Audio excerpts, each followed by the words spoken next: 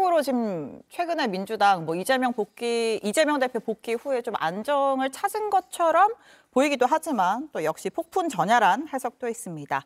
오늘 마지막 주제, 우리 떨고 있니? 이렇게 잡았는데 여기서 우리는 이재명 대표 아니고 비명계거든요.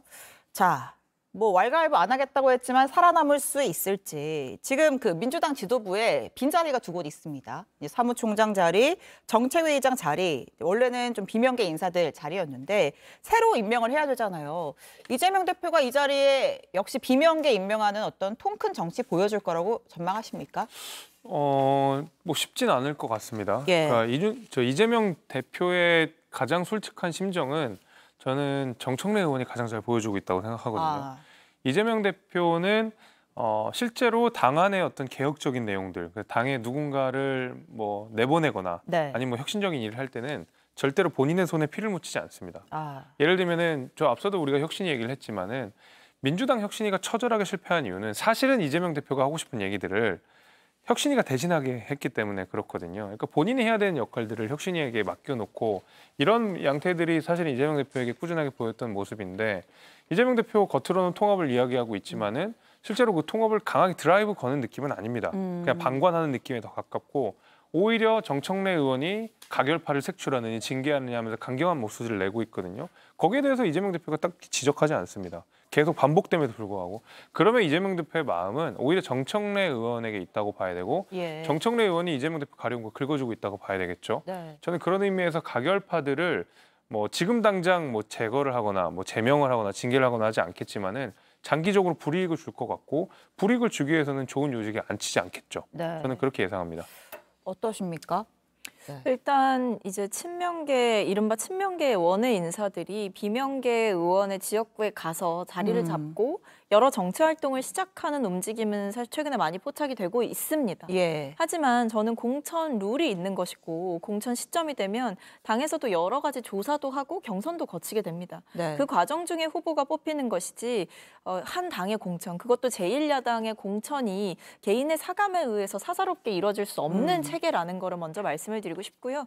결국에는 뭐 친명계든 비명계든 지역구민과 당원들의 더 많은 선택을 받는 사람, 그리고 그 지역에서 경쟁력이 더 있는 사람에게 이기는 공천을 하는 것은 당의 당연한 수순이기 때문에 저는 무리하게 특정한 의원들을 찍어서 뭐 컷오프를 시키게 된다. 이거는 사실은 현실적으로 불가능한 시나리오가 아닐까 이렇게 보고 있어서 일각에서 우려하는 것처럼 뭐 자객 공천을 할 것이다. 또는 일부를 일부러 컷오프를 시킬 것이다. 또는 공천에서 큰 불이익을 줄 것이다. 이것들은 결국에 체계 안에서 이루어져야 하는 일이기 때문에 이미 규정과 룰이 다 확정된 상황에서 개인의 사사로운 감정에 의해서 당의 공천이 휘둘리기는 어려운 상황이다. 이렇게 봅니다. 그럼 지도부 구성은요? 그 이전에 일단 먼저 해야 될 거. 일단 뭐 지금 최고위원 인선에 대해서 뭐 대표께서는 마음이 선 것 같다 이런 이야기가 나오는데 최고위원들과 함께 좀 의견을 맞춰가는 과정인 것 같습니다. 근데 저는 비명계 인사도 충분히 등용할 수 있다라고 생각을 하고 꼭 집어서 뭐 비명계 인사라는 상징적인 인물보다도 상대적으로 개파색이 옅은 인물을 등용하려는 오히려 좀 인물의 상징성이나 지역성 이런 것들을 더 고려해서 하지 않을까 싶습니다. 알겠습니다. 제가 아까 좀 잘못 말씀을 드렸는데 지금 빈자리는 이제 지명직 최고위원과 정책위의장이죠. 사무총장은 이제 반려를 했기 때문에 자, 그 부분을 좀 정정을 하고 넘어가겠습니다. 자, 전혀 좀 다른 이야기인데 마지막으로 짧게 좀 워낙 사회적으로 큰 이슈가 된 그 연예인 마약 사건 관련해서 민주당에서 이른바 음모설이라고 불리는 뭐 논란이 될 만한 좀 그런 브리핑을 해서 좀 논란이 되기도 했어요. 이경 상근 부대변인이 최근에 불거진 연예인 마약 뉴스가 이제 용산의 김승희 전 비서관 자녀 학폭 의혹을 덮기 위한 어떤 음모 아니냐 이런 이야기를 페이스북에 올렸고 이에 대해서 국민의힘에서는 아무 증거도 없이 대중을 선동한다 이렇게 반박을 했습니다. 두 분 이 사안에 대해서 좀 하실 말씀 있으신가요? 그거 저는 글쎄요 이경 대변인이 평상시에 어떤 생각을 가지고 정치를 바라보시는지는 잘 모르겠지만 뭐 지나친 상상력이라고 생각합니다. 뭐 전혀 인과관계가 없는 내용이고 글쎄요 뭐 이 정도의 상상력이 발휘됐던 게 저는 오히려 놀라울 정도로 저는 뭐 전혀 터무니없는 이야기라고 생각합니다. 알겠습니다. 저는 뭐 이게 브리핑까지는 아닌 것 아, 같고 예. 이제 본인의 개인 SNS 계정에다가 본인의 생각을 주관적인 평가를 쓰신 것으로 보여지는데요.